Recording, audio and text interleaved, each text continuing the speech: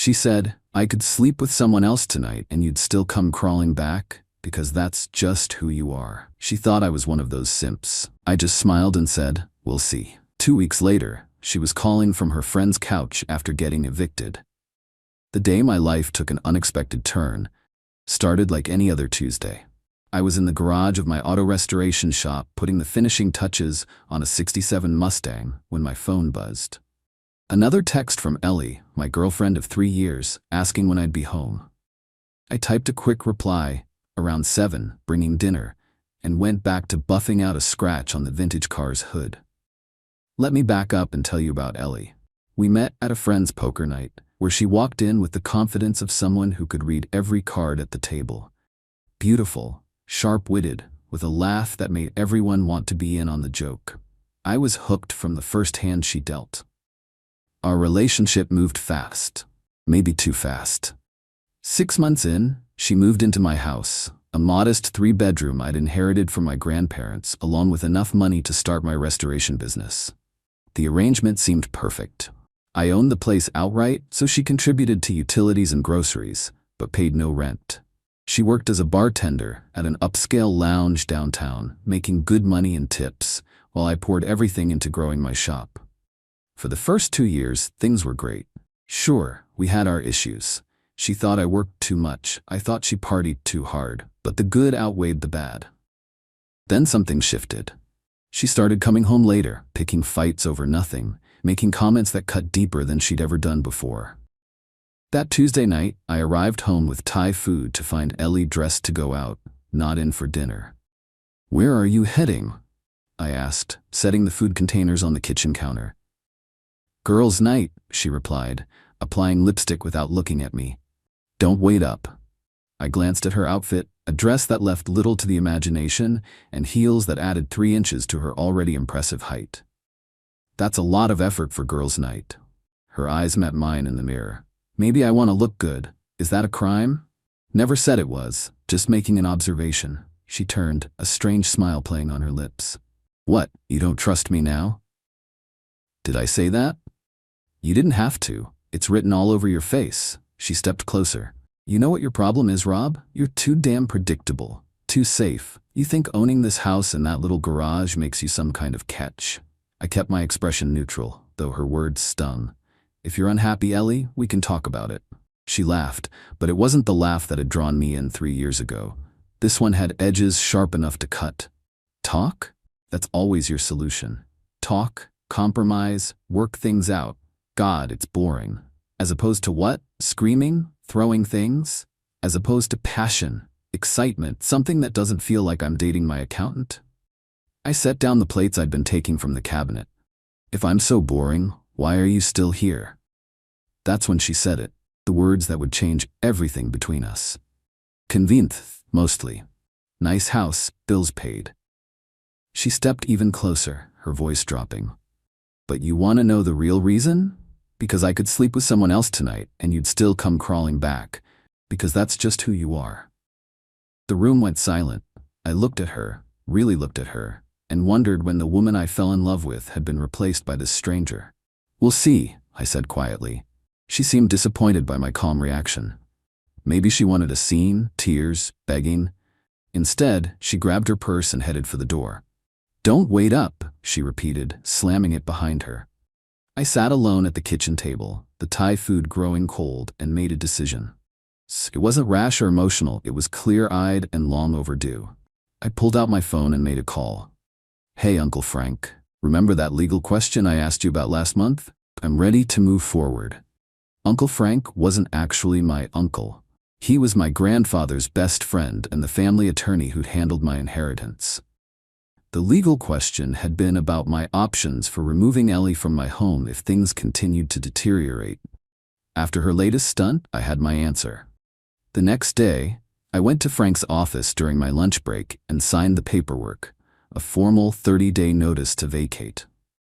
Frank had advised me on the specific requirements for our state, where someone living in a residence for over 2 years could claim certain tenancy rights even without a formal lease or rent payments. We'd prepared properly, documenting that Ellie had never paid rent and that all utilities remained in my name alone. The notice included an offer of $2,000 to help with her transition to a new place, which Frank assured me was above and beyond what was legally required, but would help demonstrate good faith if things got complicated. "Make sure you document everything from here on out," Frank advised. "Take photos of the house's current condition, maintain an inventory of valuables, and consider updating your security measures."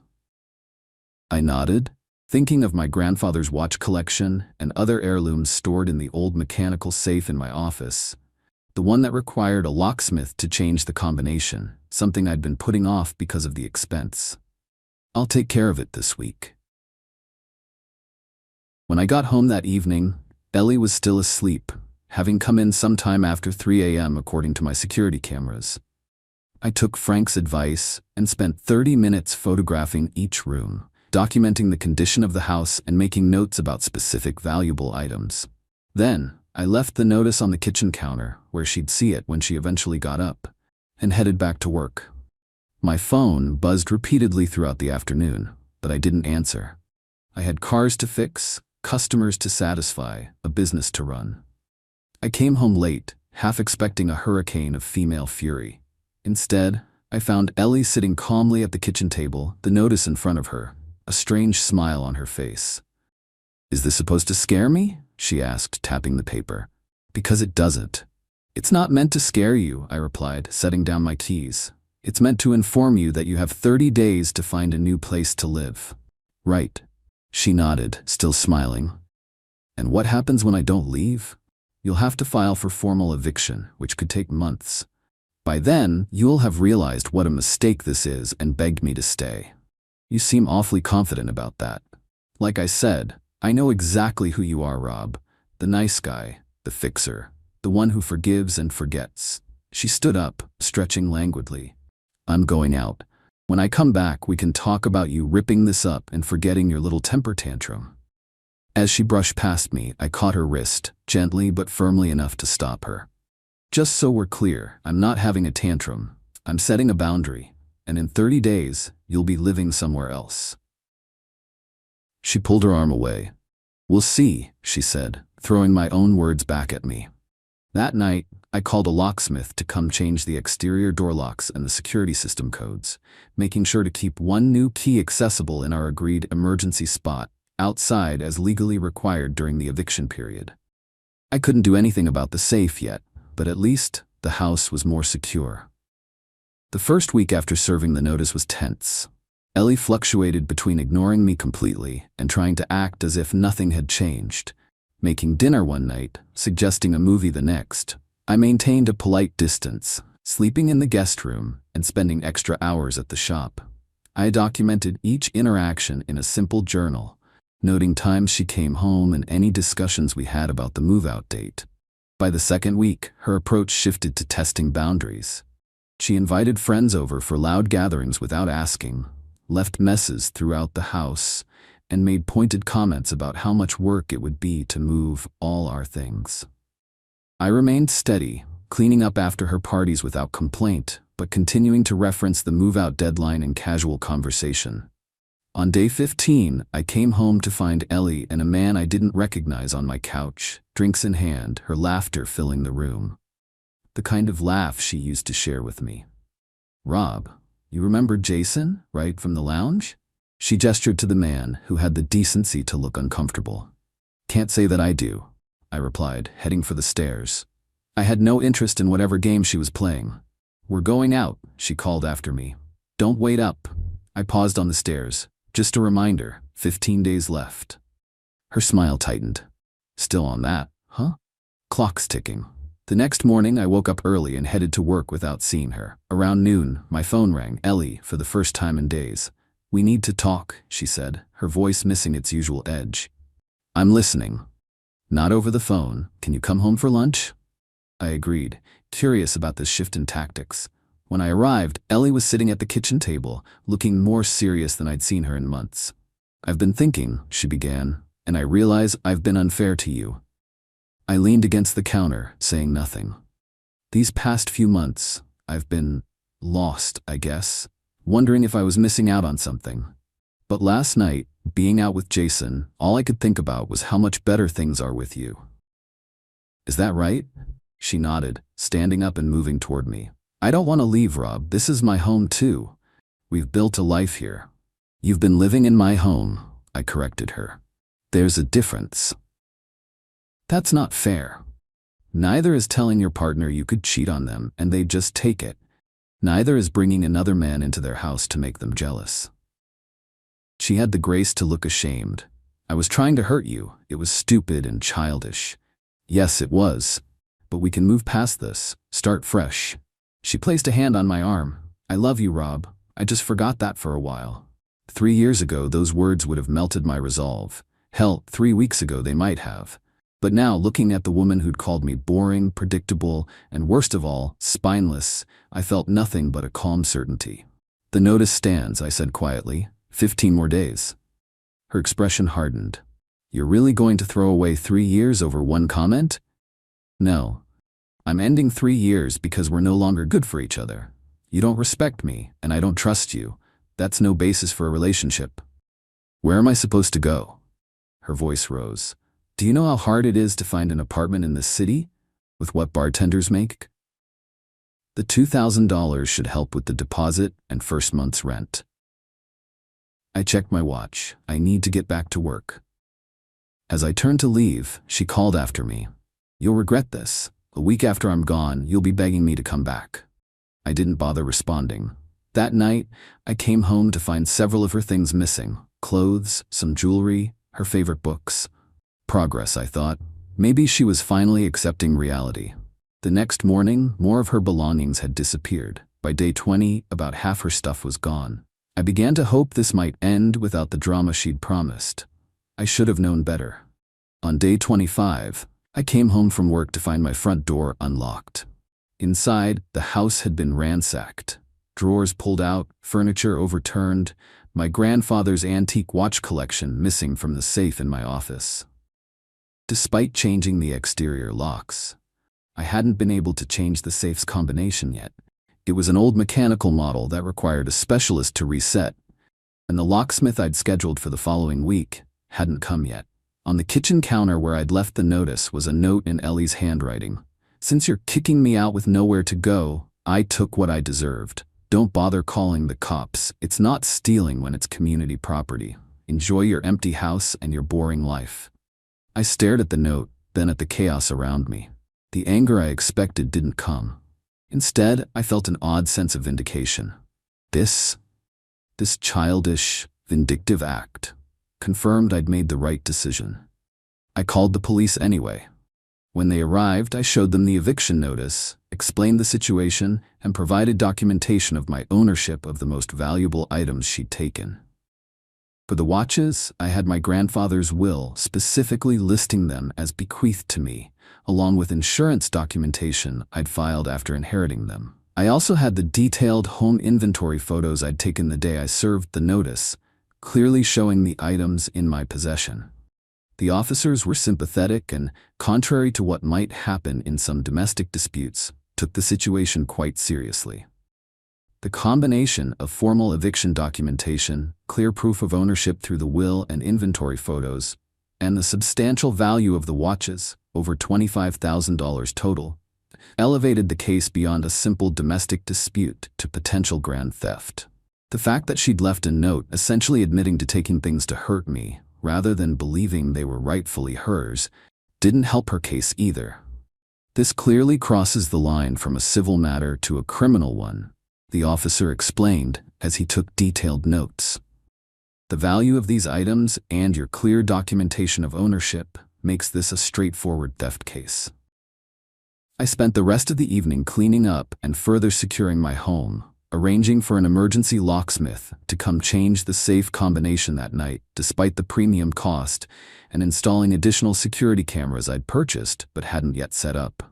2 weeks after the theft, I received a call from a number I didn't recognize. Rob, it's me. Ellie's voice sounded smaller than I remembered. What do you want? I asked, continuing to sand the car door I was working on. I need help. A pause. The police came to my friend's place. They're saying what I took was theft, not division of assets. They're talking about pressing charges. That tends to happen when you steal things that aren't yours. They were ours. We lived together for 3 years. Living in my house doesn't make my grandfather's watches your property, Ellie. We weren't married, so there's no community property here. Everything you took was mine before you moved in, and I have the documentation to prove it. She was quiet for a moment. I can't afford a lawyer. That sounds like a personal problem. Please, Rob. I'm sleeping on Tasha's couch. I got suspended from the lounge because the owner, Kevin, is your friend and he found out about the theft report. I'm desperate here. There was a time when those words would have activated every rescue instinct I possessed. The old Rob, the simp, as Ellie had implied, would have rushed to help, to fix, to make it all better. Instead, I said, I'll make you a deal. Return everything you took, and I mean everything, and I'll tell the detective I don't want to press charges. That's the best offer you're going to get. I sold some of it already. The watches, a few other things. I closed my eyes, my grandfather's face flashing in my memory. Those watches had been his pride and joy. Then you'd better figure out how to get them back. I can't. The guy I sold them to isn't answering my calls, and not my problem. Rob, please, her voice cracked. I know I messed up. I know I hurt you. But don't do this to me. I'm facing actual criminal charges here. You did this to yourself, Ellie. Actions have consequences. So that's it? After 3 years, you're just going to hang me out to dry? I set down my sandpaper and gave her my full attention, even though she couldn't see me. Remember when you said I'd come crawling back? That I was predictable? Well, here's something unpredictable. I'm choosing myself. I'm choosing peace. And that means I'm not choosing you. She began to cry then. Messy sobs that once would have broken my heart. Now they just confirmed what I already knew. She wasn't crying because she missed me or regretted her actions. She was crying because her plans had backfired and she was facing the consequences. Goodbye, Ellie, I said, and ended the call. I never did get all my grandfather's watches back. The police tracked down some of them through pawnshop records and by monitoring online marketplaces, but 3 of the most valuable pieces had disappeared into the murky world of private collectors. Ellie eventually returned what remained of my things in exchange for me declining to press charges for the items they couldn't recover, a mercy she probably didn't deserve, but one I granted, partly on Frank's advice to avoid a lengthy court process, and partly for my own peace of mind, rather than hers. I heard through mutual friends that she moved to another state to live with her sister. Occasionally, she still sends messages. On my birthday, at Christmas, random times when she's probably had too much to drink. I don't respond. Some chapters are better left closed. As for me, the business is thriving. I've expanded to a larger garage, hired 2 more mechanics, and even started hosting restoration workshops on weekends. The house feels like mine again, decorated the way I want, peaceful in its order. Dating has been sparse but meaningful. I'm taking my time, paying attention to red flags, establishing boundaries early. When I tell this story to potential partners, it's not with bitterness or anger, but as a matter of fact. This is what I've learned. This is who I am now. Sometimes I wonder if Ellie was right about one thing, that I was too predictable, too safe. But I've come to understand there's a difference between being reliable and being a doormat, between being kind and being weak, between loving someone and letting them walk all over you. That Tuesday night when she claimed I'd always come crawling back, she wasn't entirely wrong about who I was then, but she severely miscalculated who I could become. And that's the thing about people who underestimate you. They never see the steel beneath the smile until it's too late.